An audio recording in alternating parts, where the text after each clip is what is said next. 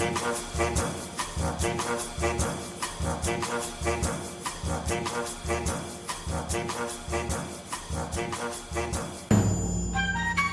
and welcome to Everything's Fine, probably your weekly antidote to bad news.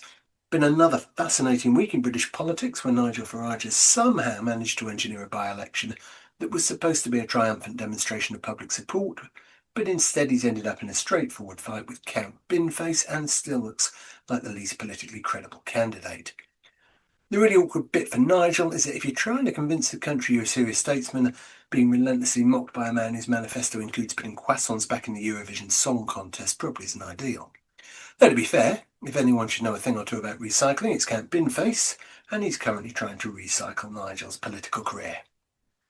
Now, we're a bit light on hosts this week. No Gemma this week, no Stu either. So if this was a regular news story type week, that would be an issue. But as luck would have it, I'm joined in the Everything's Fine Probably shed by one of the most entertaining humans I've ever been stuck in a shed with. It's comedian, author, broadcaster, adventurer, and a man who voluntarily crossed the English Channel. It's comedian, author, broadcaster, adventurer, and a man who voluntarily crossed the English Channel in a bathtub because apparently normal hobbies weren't available. It's Tim FitzHigham. Tim, welcome to Everything's Fine Probably. Hello, thanks for having me in this shed. Thank you. It's very exciting, this, isn't it? Are you generally excited by sheds? Well, I've never been in your shed before, and I've never been in a shed like this. This is brilliant. It's got all kinds of kind of amazing retro toys and gadgets and all sorts. It's brilliant, and more Daleks I think than I've ever seen in one place. Yeah, ever. I think there's just shy of 100 Daleks. 100 Daleks. There you go. Like Yeah, amazing. ridiculous. It's amazing. Amazing. More Daleks than any grown man should. Yeah. Let's be perfectly honest. Well, I'm very impressed. I don't even know what that one's called, but I remember he's from Doctor Who as well. Oh, the Cyberman. The Cyberman, Yes, that's it. Well done. Quite a few of them in here too. Yeah, amazing. Yeah. Goodness me, it must have taken ages getting this together. Yes, it's an endeavour of a lot of years. I think some of the oldest stuff I've had in here I've had since I was about 5. Oh my. So yeah, it's been a while. Wow. Anyway, thank you for having me on. No, thank you for Very having me on. Very kind. So, Tim, let's find out a bit about you. Right.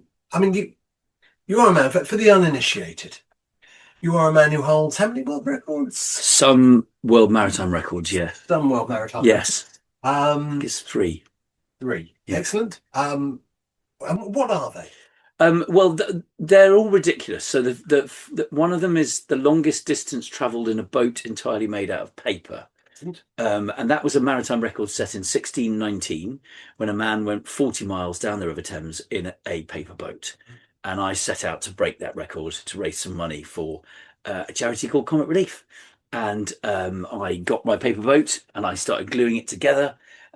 You know how when you were little and you blew up a balloon and then you cover the balloon in paper and then you burst the balloon and you've still got a papier-mâché balloon? Yep. That is basically what I did, but on a much bigger scale with a kind of kayak-shaped balloon to create the paper boat to get it down the river.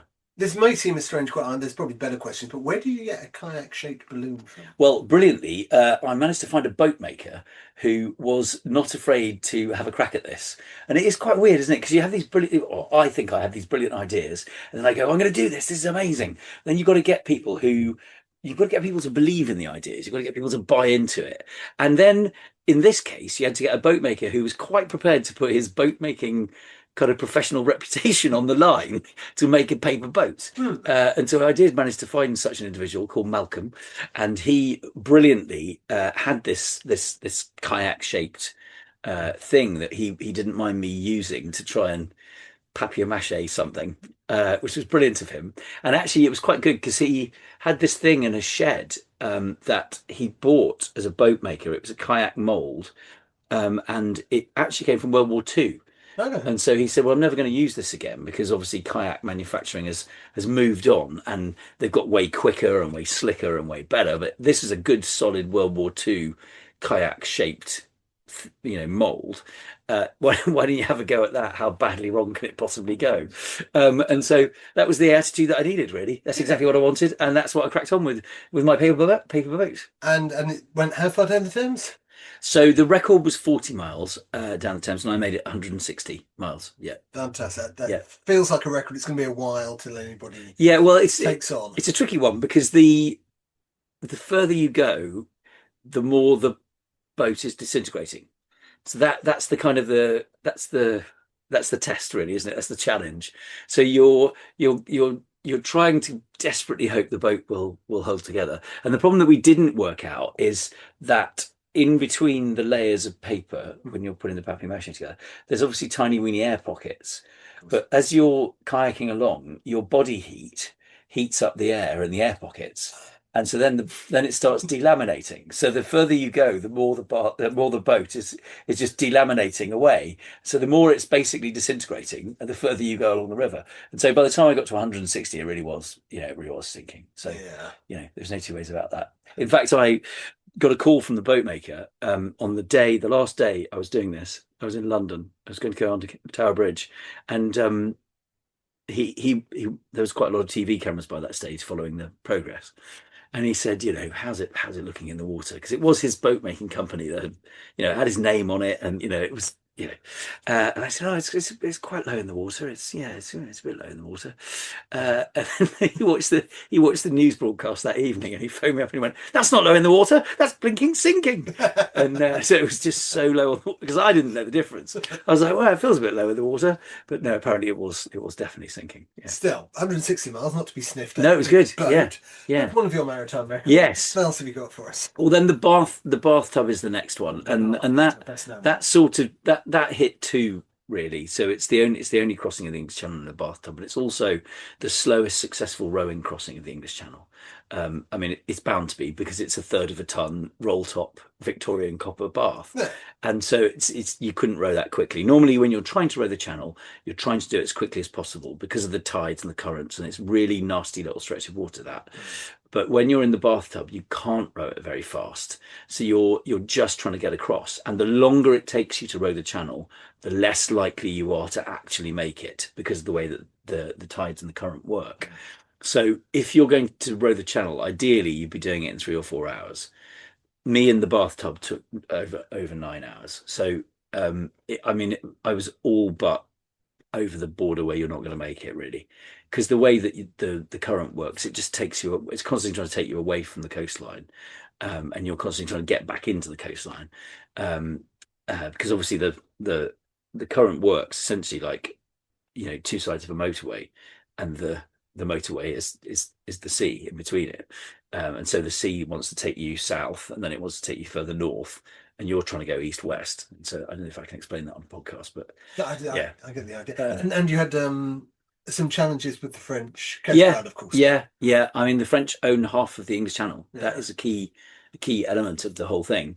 And they did put a clause in the Shipping Act of France to make bathtub rowing illegal in French water, which, in the context of my plan, is a bit of a blow, really. That would absolutely make it challenging. Yeah. I think my favourite story that you tell on that is when you got stuck in the storm, you got rescued in your boat, your bath was still bobbing around, and they wanted to sink it. Yeah, they definitely did. Yeah. So I mean, I had to get the bath put on the shipping register so it wasn't then a bath in legal sense. It wasn't a bathtub. It was a registered British ship, and so I managed to get the bathtub on the shipping register. I mean, there's a lot of negotiating between me and the ministry to try and get it on the shipping register, but we succeeded in getting it on. So then it's a bath. Then it's a registered British ship. You can row it wherever you want. So that's how I got round the French clause in the Shipping Act legally. Unfortunately, when I first tried it, I did get caught in a force 7 storm, and I did unfortunately get quite badly injured. I was sort of on my own for 40 minutes, just bobbing away in this storm, and basically sinking.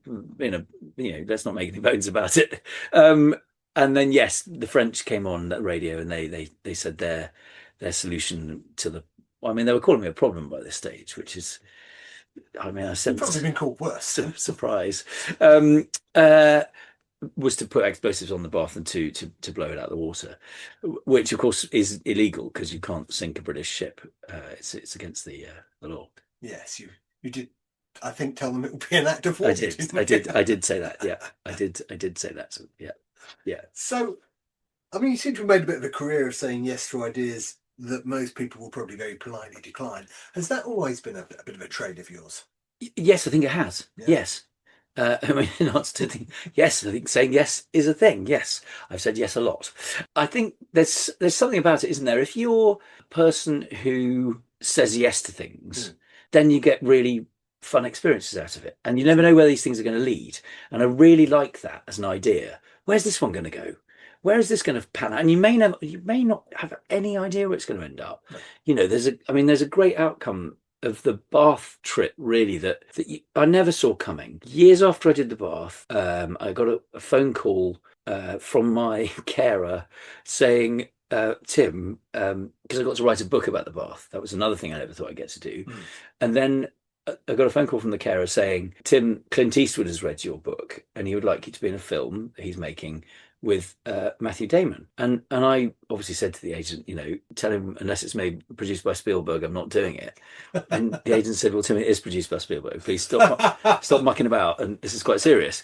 And so that was a wonderful experience. I got to work with Clint Eastwood, who, you know, was a massive hero of mine when I was a tiny person, and I think in many ways still is. He's a phenomenal filmmaker. You know, has an amazing work ethic, and he's a really nice man, and so many good things about it. So I never would have got to work with him, and I never knew that was going to happen coming out of the bath. That wasn't the reason I did the bath. Didn't say yes to the bath to somehow end up working with Clint Eastwood. It was just a really surprising, brilliant outcome of doing something and saying yes to something and being positive that then led to something else that then led to something else that then led to me ending up working for with him, which was great. Yeah. And when people describe you, you look online, you're described as an adventurer, as a historian, a comedian. Yeah. I mean, which feels closest to who you are? I think that's probably, in a nutshell, the issue, isn't it? Because I think they're all parts of me, really, and I think that's what's interesting, isn't it? So there wasn't anybody doing the kind of comedy that I was doing when I was doing more, you know, when I was starting out doing comedy. There wasn't anyone going, I'm going to do an adventure, a bit like Ranulph Fiennes, let's say, but then I'm going to do stand up about it. And there wasn't that there was only me doing that, and I didn't set out to do that. I just couldn't really make other things work. So I was sort of, and then how do you find adventures? Well, for me, the natural impulse is to go, let's look at kind of history. Is there something fun there that people have done? So the paper boat's a classic example of that. The bath's slightly different because that came out of my own head, but the paper boat's a really old 400-year-old record. You know, found it in a history book and went, brilliant, let's do that. Then you turn that into a stand-up show. You know, it's a heck of an adventure taking a kayak down a river, and especially when it's made out of paper, you've got to manage a lot. The bathtub's the same, and other stuff that I've done, you know, they've always been adventure based. But then to go and make stand-up out of it, that's unusual. And to me, it didn't feel like any of those were things that weren't joined up. That's, I think, what's interesting. I think, but nobody else is doing it. So that's weird. You're quite right. So everyone else defines it as adventurer or historian or stand-up or writer or whatever those boxes are. Whereas to you, all the same thing. To me, they're all very joined up and they're all linked. I accept that I might be the only person that sees it that way. Not at all. And the Gambler was kind of about this historical. Yeah, that's right. Yeah, so the Gambler, it's the BBC Radio 4 series. You can still get it on all the podcast places that people get podcasts and radio, BBC Sounds or whatever it is. And it was a brilliant couple of series because, again, it was finding an adventure for me in a history book, in this case, a historic gamble or a historic wager or a bet, and then seeing if I could win it now in the current day with all of the health and safety restrictions that we now have, which were definitely not there when the original gamblers put those bets together. And I found that really exciting. And again, it plays, it's the exact same triangle, isn't it, that we just talked about, which is find a historical adventure that makes you laugh, try and take it on now as an adventure, and then end up making a stand-up show about it, either for radio or, in this case, or live.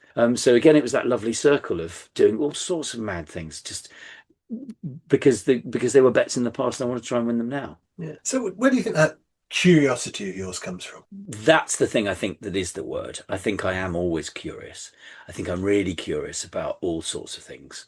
And I think I've always been curious. I don't know where that comes from, but maybe it's a thing we all are. But I really love finding out about stuff. I think that if there's anything that really gets me out of bed, it's finding out something new. I really like that. that's really exciting. Yeah, I was going to ask, do you think curiosity can be learned? Do you think it's just something we're born with? I have no idea. No. I don't know. All I can say is what I know. Mm. I love finding out new stuff. I love learning about stuff. I love thinking about stuff, and I love working out if something can be done in a slightly different way. It might be a better way, it might be a worse way, but can it be done slightly differently? So I've always been intrigued by that. I've always tried things that maybe sometimes have been absolutely disastrous, but they may have led to something that's actually quite fun. Yeah. I mean, is there anything like that about when you think, I wish I wasn't curious about this?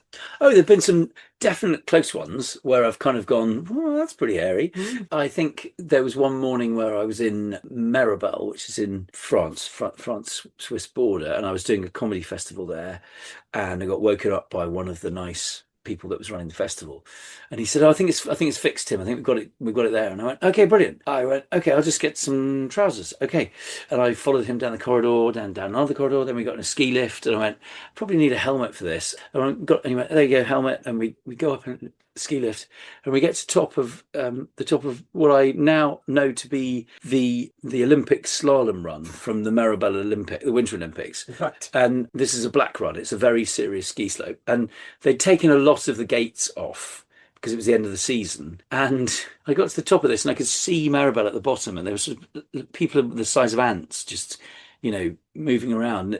And I was thinking, oh my word.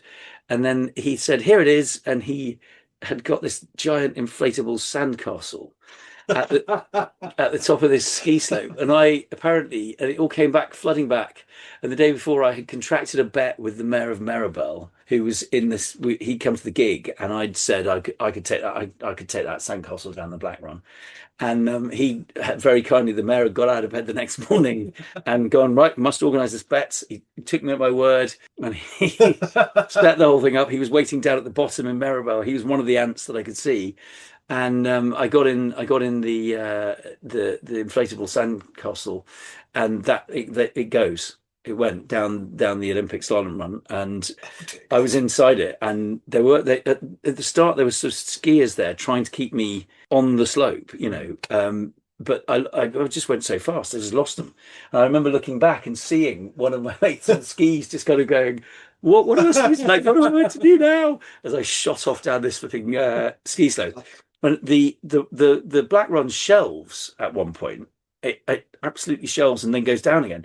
And I flew off the black run like a little ramp or something in this sandcastle. And then I slammed back down into the mountain, and I sort of blacked out because I hit my head. And I was constantly just thinking, this is a terrible idea. So I was swirling around this thing and zooming across. And the only way I could keep it anyway clear of the ironwork for the ski lift was just by sort of jabbing an elbow in or a heel or some sort of bit of my body just to try and somehow steer this chaotic, slippy, mad, inflatable thing down the slope. And anyway, I got to the bottom and I came round because I had been unconscious for the last bit.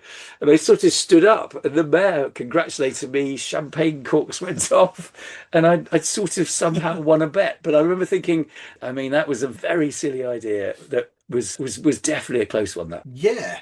I remember you telling me a good few years ago, because I was going out to Riyadh to do some work.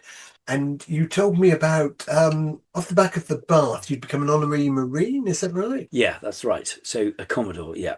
Yeah, yes, that's right. And this led to you having to free climb. That was a lovely experience. So you're right. You've got to the right point. So basically, on the back of various things I'd done, they made a lovely BBC TV series, which was called Superhuman Challenge. And you can still, I think, get bits of it online. But it was a really nice series where I got to fly all around the world. I got to meet amazing world record holders. And the kind of idea of the show was that I would then challenge the world record holders to try and beat them at their thing. And there were 3 challenges every week, and they would always play to the strengths of the world record holder. And I would just try and just have a go and see if I could win. The expectation being that I could not win. But some weeks I would snatch one of the challenges. And I think that's what kept it interesting for the viewer, because you didn't know when I might just sneak one. And so some weeks I would just sneak one challenge. I'd normally lose the last challenge because that was their specialist skill, but I might just sneak one of the earlier 2 challenges, and that was really exciting. So, for example, I went to the North Pole and I met a guy called Wim Hof, who Yes, is off the Iceman. the Iceman, and he's he's got lots of world records there, but they're all the same thing. He can survive real cold, so he's got the longest distance traveled in cold, the longest distance swum in cold, the shortest distance swum in cold, the deepest distance swum in cold. All his world records involve this one amazing talent and skill. And so we had three challenges, Vim and I, and the first one was to see who could survive in a freezer at -15 or something in our pants. And, here's a surprise. I didn't win that one. Right. Then we had running across the North Pole in a sort of 5K run in our pants barefoot, which I did actually win. So I won the race. Vim wasn't that fast, and it was fast. It wasn't as fast as I was getting around the course. However, we were barefoot, and then when I got over the line, I got most horrendous frostbite, and my feet were in a massive old mess, whereas his feet were fine. So that was the interesting thing of going, well, I got the faster time, but did I actually win? Because my body was giving up, like my feet were giving up. And then the third challenge was to swim in the Arctic water, and again, in pants. Well, he was in his pants, yes. By this stage, they'd had to take some emergency protective measures on my feet because they had gone really wrong. So it was all by this stage. Yeah, they're fine now. What's interesting about frostbite, and I don't know if you've had this, but I didn't really know much about it, but it's, when you're out in the snow and your fingers feel a bit numb and blah, blah, blah, that's basically the beginning of frostbite. Except frostbite it just gets worse and worse and worse to a level we don't do in England. We never get to that point. So it gets to the point where not only can you not feel anything, your blood has just gone, I'm not going to bother going in those bits anymore. So that's sort of where they start to go a bit wrong. But if you're lucky and you catch it in time, and they did with my feet, which was very lucky, it comes back. But it might not come back for a week or 2 weeks or a month or 2 months. You might have lost feeling in those toes for that length of time while your body works itself out and gets its feeling back and all the rest of it. However, the really painful thing is when the feeling comes back in your toes, and it's like they're being horribly burnt. That's the only way I can describe it. And so for me, it happened about a month, 6 weeks later, when I was in the supermarket in East Anglia, and I had one of my tiny children with me who were very small at the time. And the lady, sort of at the checkout, I just beep, and then she'd gone, that'll be £7.36, please. And that's the moment at which all the feeling flooded back into my toes. And I thought my feet were on fire. And so, beep, and I gripped the desk, the checkout desk, and I let out the most like blood-curdling scream, because it was the most pain. I didn't want to make a fuss, but it was the most painful, horrible experience I've ever had. And this poor woman just looked at me and went, that's only £7.36, because she thought it was just shock and horror at the whole thing. So yes, I had this brilliant experience of going all around the world and doing these wonderful, wonderful world record holders and challenging them. And one of those was in on the Arabian Peninsula, and it was climbing up. You're right, it was climbing up one of the world's tallest buildings with the free climbing legend Alain Robert, and me being terrified of heights. And I'm from East Anglia. We just get nervous at literally 1 meter above sea level. Absolutely. But I really didn't like that. And luckily the Royal Marines were there to do the rope safety stuff. And one of them very kindly remembered that I had been made an honorary Commodore, and was just like, you're not going to fail this challenge. And I was like, well, it's really high. It's a really high building. I don't know how to climb. And he went, yeah, but you know, the Navy doesn't fail. And I went, yeah, at sea, it doesn't fail at sea, and we're in a desert here. And he went, no, same rules apply. So they were brilliant, and they managed to somehow teach me in a really short time frame the amazing kind of psychological tricks that the Marines teach their climbing team to get up these incredible, horrible heights. There were a few things that didn't make it into the final cut of that show, and I think one of the moments that didn't was when I was about 100 meters up in the air. All the minarets went off because it was prayer time in this Arabian country, and they all call to prayer, that wonderful call to prayer went off. And I apparently, unknown to me, was near a camera that was attached to the building. And I managed to somehow look at the camera and go, I mean, if anyone needs prayer right now, it's got to be me. And tragically, that never made it into the show. But it was a tremendous experience. That you get another amazing kind of getting to do this stuff is incredible. And some of it's very dangerous. I mean, that climb up the outside of the building. Well, I mean, I got horrendous frostbite in the North Pole. Then the climb up the building was, a tremendous thing, absolutely extraordinary. And I remember this tiny Scottish man was there, and I said to him, "Oh, hello," and he went, "Oh, hello," and I went, "And what do you do?" And he went, "Oh, I'm the head of health and safety for the entire BBC," and I went, "Oh, right, do you come to all the shoots?" And he went, "No, just this one," and I was like, "Okay, we've got the top guy here. This is not going well. This is bad." But all these experiences, all these adventures, all these things you've done, what surprised you most about people? That's a really good question. I think I take the view people are mainly positive. Mm-hmm. And I think people are trying to do a good thing. It may be that their good thing unexpectedly is a bad thing for you, but they might be trying to do a good thing. And so if you try and work out very often what it is they're trying to achieve, it will normally come, hopefully, from a place of good. Even if you don't necessarily agree with their definition of good, I think people like to get a sense of happiness and a sense of achievement. And so whatever it is that gets them that sense of happiness, sense of achievement, you just need to try and work out what that is, and then work out how that impacts what you're trying to do, I suppose. So I guess that's what I've learned, probably. Yeah. And I'm not sure if that's remotely helpful, but I think that's where I am. no, I think it's a great thing. I mean, it's something I've talked about to people a lot in the past, is that I don't believe very many people get up in the morning with any thought that they want to make somebody else's day worse. Yeah, I'm not sure that's the first thing, is it? No. I would hope not. No. There might be a few, but I think they're a very, very small amount of people. But then also you've got to question why. Yeah. If there is a person that does that, why? Why is that their position? How is that, where's that come from? And I guess that then by finding that out, you might suddenly get to the root of that, which might be quite, helpful. I mean, everyone's aiming to do good in what I think that's what I hope. Yeah. Is. I guess I've learned listening to people is quite a good thing. And also never underestimating people. People are brilliant sometimes, and they can achieve fantastic things. And I think those world record holders that I've mentioned, seeing the wonderful things that they've achieved, seeing the way they've achieved that, is a real eye-opener on things. I think it's interesting. Has the world turned out to be a kinder place? Has it? That's a good question. I think there's a lot of kindness out there. I think that's probably true. I think it gets very difficult when you get to a level of people organization that is above, I don't know, whatever the unit is, where you're able to influence an outcome properly, I think.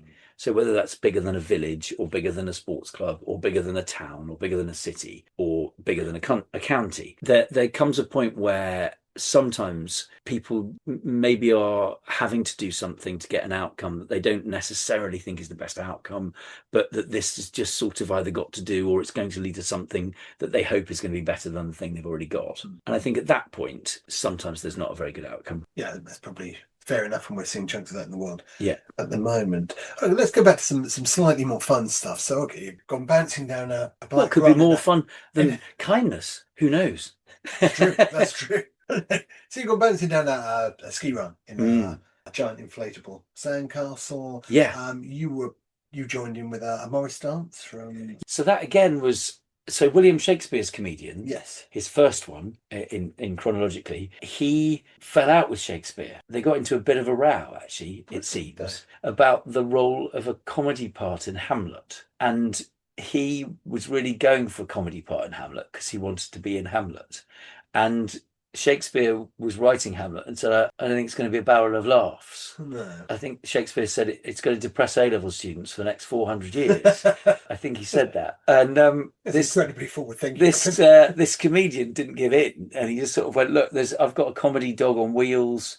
I've really thought this through. And Shakespeare just didn't back down. And so he went, I'll show you what comedy is. And so he left Shakespeare's office on the South Bank and he Morris danced from London to Norwich in 9 days. And then he wrote a poem about it, a very famous poem called The 9 Days Wonder, which is where we get that phrase, The 9 Days Wonder, for something that's been famous like a flash in the pan. And I thought that's so intriguing. That's so brilliant because he's a big comedian in Shakespeare's plays. You know, he's the guy that first played Bottom in Midsummer Night's Dream. We think he played Falstaff. So these are very big Shakespeare comedy parts, and we still do those jokes now. Somewhere in the world right now, someone will be putting on a fat suit and going on and playing Falstaff. If not, there'll be somebody doing the same and playing Bottom, and with or without the fat suit. But ultimately, this is a really interesting comedian with a really interesting take on comedy. He says the true nature of comedy is Morris dancing from London to Norwich. Someone should test that. Someone should go out there and do this and see why it's funny. Why is it so funny? Why does this brilliant comedic mind from 1600 say this is funny? I really wanted to know that. And I was trying to get someone else to do it, and no one else would learn to Morris dance. So in the end, I went, all right, I'll go do it. So I went and learnt to Morris dance. I wasn't at Morris dance, so I took it on, I gave it a go, and I ended up Morris dancing all the way from London to Norwich in the 9 days, which was so much fun. It was so funny and it was so much fun, and I can totally get why he thought it was really funny. Okay. So I mean, I think there's nothing funnier. And he did it in winter. He had snow on the ground. Oh. I did it in summer, but it being an English summer, it absolutely weed it down with rain. And there is nothing funnier than a Morris dancer whose physical body is broken because you're doing a half marathon every day, if not a marathon every day, but you're doing it skipping, twizzling, jumping up and down, capering. So you're trying to seem merry, but on day 4 or 5, your body is completely shot to pieces. You can barely get out of bed. You're essentially limping. That's what you're doing. And yet you're still trying to do all the moves. It's still trying to look capery and fun. You've got the handkerchiefs and all the, fiddly faffing around with the fabric. And then it starts torrentially weighing it down with rain. And so you've got this unbelievable pain in every joint in your body, plus you've got torrential downpour of rain, and you're still trying to look happy. It's ridiculous. And he was absolutely right to say this is really funny, because it is really funny. Not for the person doing it, but it's really funny for everybody watching it, is what I would say. Yeah, and I can see that completely. I mean, you mentioned ridiculousness there. Do you think that as adults we worry too much about looking foolish? Oh yeah, I think we do. I think as humans we do. I think there are some kids that worry about it. I think when kids get to a certain age, you can see it. They really worry about it, and that's where it comes from. We should never be afraid to fail. Never be afraid to get something wrong.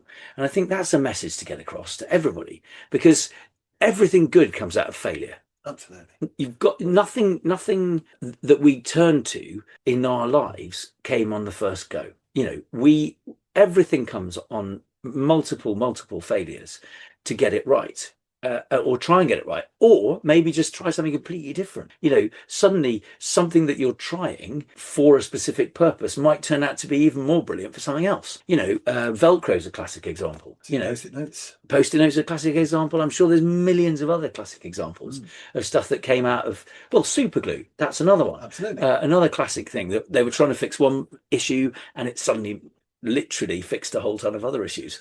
So I think there's a real lesson there in not being afraid to look foolish, not being afraid to fail, not being afraid to try stuff. These are all bound up in the same thing, and it's a really good thing to push as a message. What's personally been your most valuable failure? Oh, I mean, I think, there've been loads. I mean, let's be honest. I failed in the bathtub the first time, and that got me to succeed in it the second time. I mean, everybody said it wasn't possible, and the first time they were jolly well right. It really wasn't possible, and I mean, I nearly, I had to go to hospital after that. So it was quite tricky, and that was that was something that nearly didn't come good. So I think but it made me all the more determined to see if I could make it work the second time. Which, spoiler alert, but the book's great. But it was a success the second. I mean, you just mentioned the book, so it's All at Sea. All at Sea, one man, one bathtub, one bad idea. It's a cracker. Well, a great strapline. Yes, it is, and it's a good read in the bath. It is a good read. Yeah. Just there. Just there. Ah, yes, there it is. My word. There it is. Wonderful. It's still available now? Yes, it is. It's amazing, isn't it? So I wrote it in 2009, I think. 8, 9, and it's still there. It's still in print. It's still selling.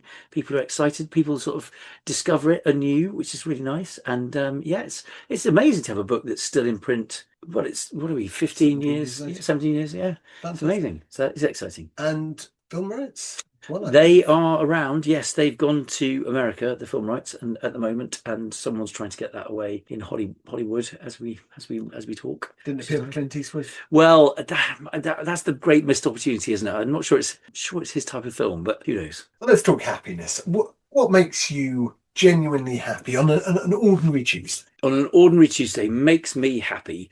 I like, I really like people. I still like people. I like the countryside. I think we're really lucky out here. It's brilliant.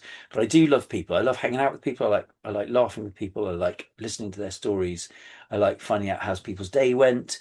I love my family. They always make me happy. So there's quite a lot of stuff that makes me happy, really. I like writing. Quite enjoy that. Reading. I wonder, what are you writing anything at the moment? I am, yes. I'm writing a PhD at the moment, which is taking ages because, spoiler alert, they're quite hard. Yeah. Like, it's that thing where you go, oh, I might do a PhD. Well, I didn't think like that, but there are people who go, oh, yeah, I'm doing, or I'm doing a PhD, or I've done a PhD, or I want to get a PhD. They're really hard. They are hard. It's a thing, and you can't bang them out in a year. This is a serious endeavor, and I am trying. I'm trying to get it done. I didn't ever think I would get to do a PhD. So again, that's unusual. I sort of started doing a master's course and I got fast tracked onto the PhD program, which was very unexpected and has been amazing. But it's a research PhD, so it's all on me. And it's part time as well because I'm doing all my other stuff at the same time. So there's quite a lot going on. But I am writing that, and I am loving writing it. And even now, however many years down the line we are with this PhD, I'm still enjoying writing it. I'm still enjoying writing the actual words about my subject matter, which is really nice. And what's something you become more grateful for as you've got older? Well, that's a really good question as well. I think I've been quite lucky so far, touching wood, but I've had so many injuries with all the crazy plans, but none of them to date have been like long-term ones. So, I've broken shoulders quite badly, or I've broken wrists, or I've, chipped this or done that, or, my hand had to get wired back together at one point. I mean, it's all kinds of injuries that have happened. But I think what I am grateful for is that none of them to date have been really horrible long-term ones. Because I think the older people, the older you get, you sort of look around and you kind of go, oh gosh, that poor person there is not having a good time. And I think that must be horrible to get out of bed every day and not be able to shake it off. And I think I'm very grateful for that. Got your health, you're a millionaire. So they say. That's what they say. Have you got any more of these crazy schemes lined up that might well, yes is the answer. So I'm constantly writing them down at the moment because at the moment I've got to get this flipping PhD finished, which I'm really excited about, but it does take time, and the crazy plans take time. They take a lot of time to put them together. I'm sure. They take a lot of time to go to progress them and get them forward, and to fail and to try again and to do all that stuff. It all takes time, and that's one thing that I think I could really do with a bit more time. That would be nice. If I sort of had the ability to work for longer hours or harder, that would be great. I'd like that. So what's in the pipeline? Yes, so at the moment I'm doing my theatre in King's Lynn in West Norfolk. Yes. It's the oldest working theatre in the country, and that was a really crazy plan to start with. I mean, we've got to go back to 10 years, and 10 years ago that theatre was going to shut, and I didn't want it to shut, and so it was an absolutely mad idea to try and keep it open. And I volunteered to keep it open. I kept it open myself as a volunteer, programming it with others and with friends, just to keep the thing going. Because I realised that the only thing that theatre had going for it was the oldest working theatre. And when it stopped being a working theatre, that had gone. And it's a beautiful theatre. It's really old. The first recorded performances on that stage are in 1445. I can tell you who was on stage and tell you who did the costumes, because the records are that good. I can tell you who bought the candles, for the performance, which is exciting. And I can tell you what the play was about. The theatre's even older than that. The first royal charter for the theatre is in 1406. So it's a very, very old theatre indeed. And I desperately did not want it to shut. But at the time, you've got to think 10 years ago, I was a guy with the back of an envelope, kind of just going, I've got this idea to keep this theatre open. This is my idea. This is what I think we can do to keep this theatre open. And it seemed like such a mad plan because you were going to need to raise millions of pounds to keep this thing going. And now, cut to 10 years later, and we've got millions of pounds, and we're renovating it. We're taking the roof off. We're making it watertight. We're putting in all sorts of exciting stuff. We're doing the theatre. We're doing 14 creative studio spaces, restaurant, cafe, bar, 2 art galleries, 3 public courtyards. This is a really big site in Kings Lynn that has been, as you say, it was literally a crazy plan on the back of an envelope in my head 10 years ago. And now we're actually there. And I'm still part of it, still driving it forward, still coming up with mad ideas to go inside these wonderful spaces. And that's an incredible crazy plan, really. It's just the outcomes on this one are that we're getting to help change people's outlook.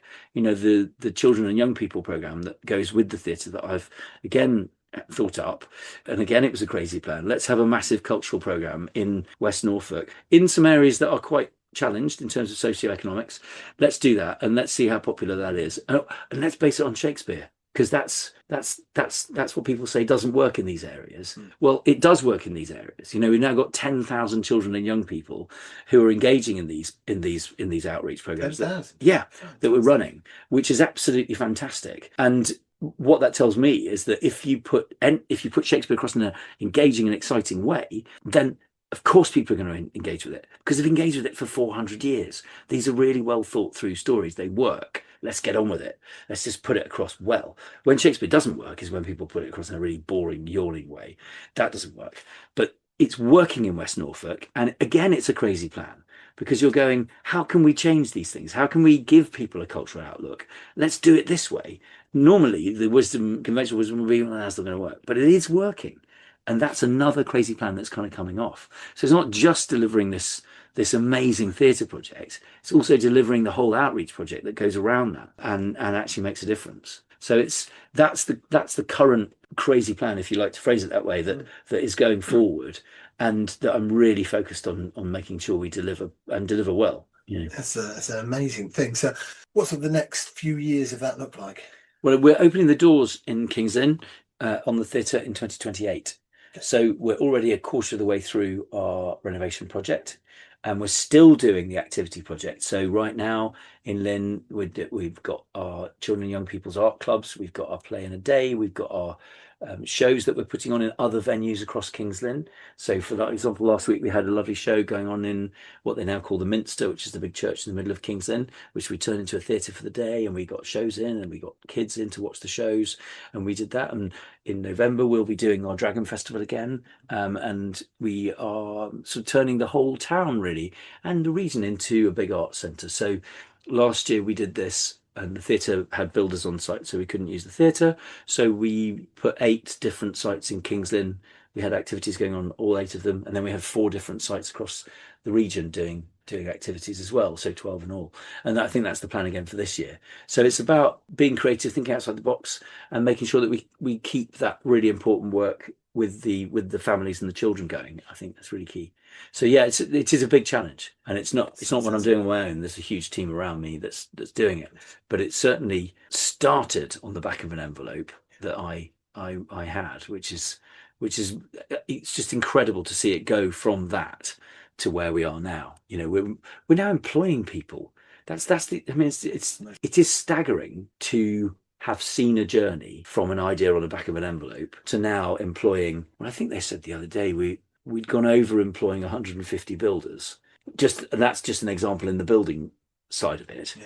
But that's 150 jobs. So it's a very different type of challenge for me, because normally, as you say, it'll be a challenge that's quite not necessarily quick, but can be. I mean, like the slalom run down with the sandcastle, that's a couple of minutes or however long.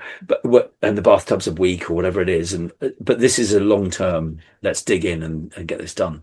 But what I think they've all got in common is you can't do them alone. Yeah. And you rely a lot on other people throwing their weight behind it and getting involved and helping. And I think this, for me, is one of that's a really good point. Yeah. Great things that I love to hear in these series is just how much you just go and ask people for help, and how prepared a lot of people are to just say yes. Yeah, that is interesting, isn't it? Yeah. That is interesting. Yeah, I mean, when I got the bath on the shipping register, I remember the civil servant made a few demands of the bath. He said, you're going to need to have a sealed cabinet for the electrics, because you've got to have electrics on a bath for emergency stuff at sea. And he said, look, I'm prepared to look a little silly, but I'm not prepared to look downright foolish. And I thought that's really interesting. This is a very serious civil servant who's had a lot of time in the ministry, and he's going, I am going to get behind you. You've got to help me to get behind you. And I really liked that. And I thought there's a lesson there. It's a really nice phrase he's used, which is, meet me halfway, but I want to help you. And I really liked that. So yeah, you're quite right. And it's been brilliant, the amount of people that have got behind these challenges over the years. Absolutely fantastic. But it also comes from a place. I mean, Taskmaster again is a really good example of this with Alex. And I'm sure we've talked about it before, but I won the initial version of Taskmaster, which was a live show, which is how it got commissioned for television. And then, in fact, Alex had to add an extra round because I'd managed to basically outsmart Alex all year. So Alex and I were back then very competitive, and we were always trying to outsmart each other in some way, shape, or form, to a level where we kind of try and sabotage each other's shows, specifically for fun, and in a joyful way. He would attempt to sabotage my shows, I'd attempt to sabotage his, and so on and so forth. For example, in one of my shows, there was a bet that I was trying to do about an aristocrat in the 1700s who bet that he could get a letter past a certain distance in an hour. And so he had it stitched into a cricket ball, hired the then England cricket team and got them to throw it to each other in the distance that he needed to win, to get this note that was stitched into the cricket ball. Now, in the original bet, he then unstitched the cricket ball and presented the letter. Alex was my person that I was betting with. Alex wrote the letter. He said, I'll take you on this bet, Tim, but only if I can write the letter. Absolutely fine, Alex. Alex wrote the letter. I had it sealed into a cricket ball, so I went to the test match cricket manufacturer of the balls. I asked him to do the bet for me. They said yes. They stitched Alex's note into the ball. I then got a cricket team together. I got it thrown around and caught and thrown and caught and thrown and caught. Alex then said, I'm going to give you a clue. And I said, oh, okay. He said, the note is coded and here's the note. So I want you, this is what you're going to get as a note. And I thought, interesting. Now, why has he done that? Now, I know Alex Horne well enough to know that means there's something rum afoot. So I then started to try and crack the code that he had written the note in, and it took me quite a while. And I then checked it with Mark Watson, who's another keen observer of Horne, let's say. Absolutely. And Watson thought I was onto something because he thought, this sounds a bit Alex. It sounds like there's something here. And I cracked the note, luckily, before I opened the cricket ball. And the note said, I've only taken this bet on. If Tim opens the cricket ball, he forfeits the bet. And so Alex had sealed a note into the cricket ball in code, which, had I opened the cricket ball to retrieve the note, would have meant that I forfeited the bet. So that's the kind of, what's the word? Sneaky behaviour that Alex and I got involved in attempting to outdo each other. And so I attempted to outdo Alex with the original Taskmaster, and was initially not expected to win. So much so that backstage I'd actually taken a bet with Alex that I would place in the top 3. Now, Alex knew the outcome, and so he took the bet thinking, Tim is way not in the top 3 for finishing in Taskmaster, because it used to have more contestants in the original iteration of the show. So Alex had ramped up the odds, and he was really confident we'd finish in the top 3. I was really confident I had absolutely been sneaky in all the bets that he'd come up with, all the challenges, he'd come up with all year. So in the end, I accumulated points on the night that meant that I won the entire thing. So Alex was then going, you can't win. So he had to add an extra round between me and Mike Wozenak to try and make sure I didn't win, essentially, and then Mike won this hastily added nod off round. But the big winner of that night, of course, was me, because I had placed in the top 3. And Alex, in fairness to Alex, absolutely paid up on the side bet, which was very kind. There we go. Fantastic. But just the point of the story was that, just like me asking people to help with stuff and people helping out, Taskmaster is the same. Now it's kind of public service announcement for that, really, in that he's got that wonderful schools program for Taskmaster, which is absolutely fabulous. He's got a wonderful board game with Taskmaster. There's even a London experience you can go. There's an advent calendar you can do. There's all sorts of wonderful things that are coming out of it, which is really fun and exciting, and plays to this positive thing and plays to people saying yes and getting involved and joining in, which is great. Certainly is. I mean, if you couldn't do another big adventure, you just couldn't do them, what would still make life interesting for you? Well, I think the PhD is pretty interesting. I like I it. think so. So I'd be pretty happy with that. I mean, I definitely would miss the adventures. That would be a shame. I think there's a few more to come. Excellent. I look forward to those. All right, I'll just finish up with some good news stuff about why everything is fine. So, what's one piece of good news that you think people don't hear often enough? You're brilliant. Whoever you are listening to this, you're a brilliant person. I don't think they hear that. I don't think people think about that. Yeah. They will have a brilliant thought. They will have a brilliant idea. They have done something brilliant. And I don't think people realise that. So I think that's something they don't hear enough. What's something about humanity that gives you hope? Curiosity. Although that is a bit of a double-edged sword, perhaps at the moment I'm hearing AI might be a little bit too much curiosity, but we'll have to see. So I'm not sure. But yes, I definitely do like curiosity, and I think it's camaraderie, love, however you want to define that, togetherness. There's a lot of good stuff there, and that should give people hope. There's often more. Well, I think there's history, and again, as we've said, I do like looking at that every now and again. But if it teaches us nothing else in some ways, it does teach us that at the point you think it's really going to go very sideways, humanity somehow rights itself. Somehow there's a course of action that's actually okay that comes out of it. Yeah, so far. Well, yes. We've said on the show a few times over the course of human history is generally upward. It's not a smooth line by any stretch. No, it's definitely not. But generally things get better. What's one misconception you think people have about the world? It's round. No, I'm not sure. I mean, I don't think we know enough about the sea. No, it's amazing how I think there's a lot of sea that we don't know a lot about. All this part of our world, and we just have no idea what's in it. Yeah, and I think there's a lot down there that we're just not quite sure about. Yeah. And I think some of it's quite. Every time I watch a thing about the sea, there's a new animal in there that I just go, "What the heck is that? Yeah. Wow, that's amazing!" And I bet there's more of them down there. Last week, and I mean, this is not a new thing apparently, a 10th species of walking shark was identified. Right. Yes, I read that. Shark. Yeah, and that's a serious kind of missing link, kind of close to missing link thing, isn't it? It's wonderful. Yeah, it's amazing Stuff. Yeah, I was very excited about that. I was excited. I was slightly terrified until I understood what it was. No, it's great. So I was very marching up onto the beach. I was very excited about the marching shark. I thought he was rather cool. Yeah. And that's the 10th one as well. I didn't even know about the other 9. No. So that was amazing. I was like, what? I thought it was a new thing. What do you mean there's 10 of them? Yeah. I had no idea. This passed me by. Yeah. What's made you smile this week? This week, quite a lot to smile about this week. I mean, it's the sun's out, the sky's pretty blue. You know, there's a variety of places you can go swimming. It's all.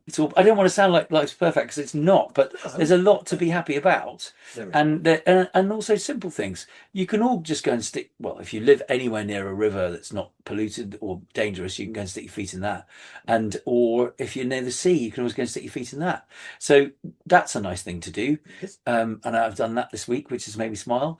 I have seen my family, which has made me smile. I've done some nice things with my writing, which has made me smile. So there's been quite a lot of smiling this week, I'd say. Fantastic. Yeah. So it's a good week. Have you ever abandoned an adventure because it just wasn't fun anymore? No, I think probably. I don't think I have. I mean, the bathtub many of my adventures have had periods of intense not fun. However, I think if you've pushed through one of them that hasn't been fun and you've then realised the fun at the end of it, that makes it more likely that you'll push through the next one that isn't fun, because there will be fun at the end of it maybe. So the paper boat, for example, had some elements of definite not funness. I remember particularly my nipples got incredibly badly chafed in the paper boat, and I just had to keep. I mean, it's a very first world problem, but it was agonising. And also I managed to somehow get some sort of weird infection in my neck as I was doing the paper boat.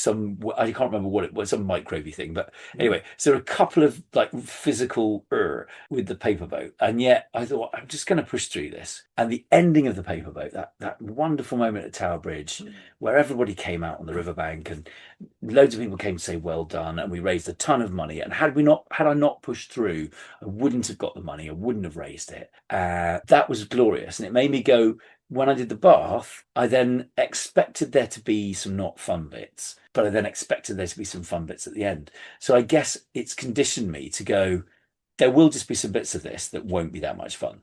I was running across a desert in a suit of armor. It was really hot. Of course you were.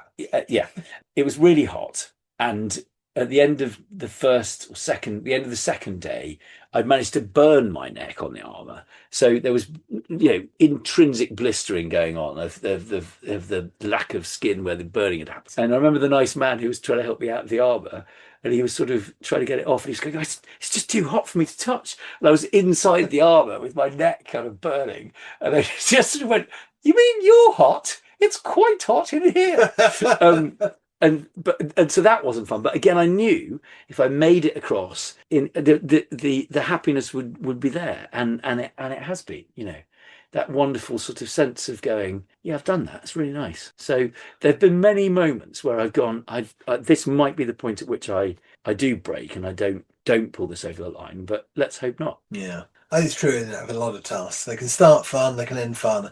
There will always be bits when they stop being fun. Yeah. Well, making a cup of tea, filling the kettle's fun and drinking the tea's fun. But the bit in the middle where it's just boiling, I mean, that's less fun. Well, it depends what you do with it. Okay. Yes. You could put some sort of ping pong ball in there and that might bubble away. That'd be quite fun to watch. So I'm sure you can do something. Yeah, I can see that. Yeah. Maybe boil an egg. Maybe. Yeah, that might work. There you go.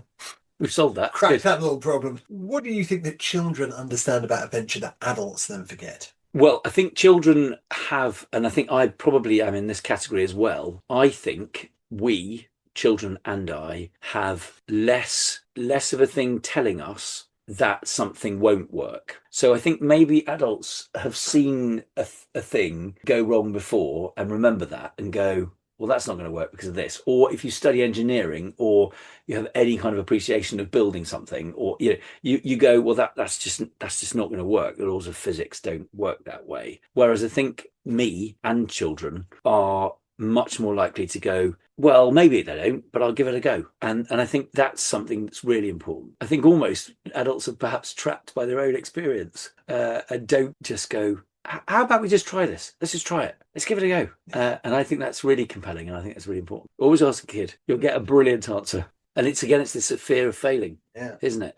Or not believing that you can do it or get away with it. But it's even more than that. Just the joy of doing it. I think more than that, though, kids, and again, I put myself in this category, perhaps not quite to this degree, but can you remember when you were a kid and you thought you might be a superhero? I mean, that's the thing, isn't it? Yeah. You might be the one. You as a kid, someone's got to be the superhero. So it might be me. Let's give it a go. And I think that's brilliant. That mindset is brilliant. And nobody should ever lose that. It's great. There's that moment, and I don't know when it happened for me, but you suddenly realise all of your favourite sports people are younger than you. And now I suddenly have this thing, actually, that even the managers and coaches are younger than me.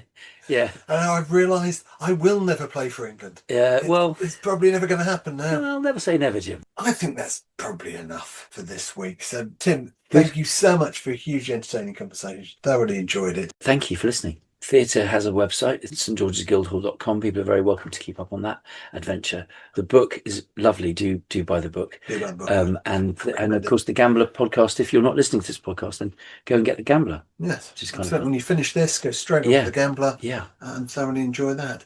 And as I said, if you've enjoyed this episode, please do all those usual podcasty things. Follow, subscribe, leave us a review, tell friends, tell your family.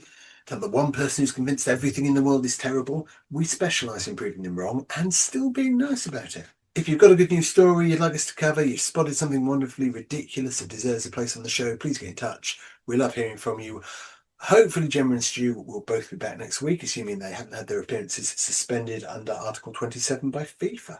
But until then, look after yourselves, look after each other, and remember, everything's fine. Probably.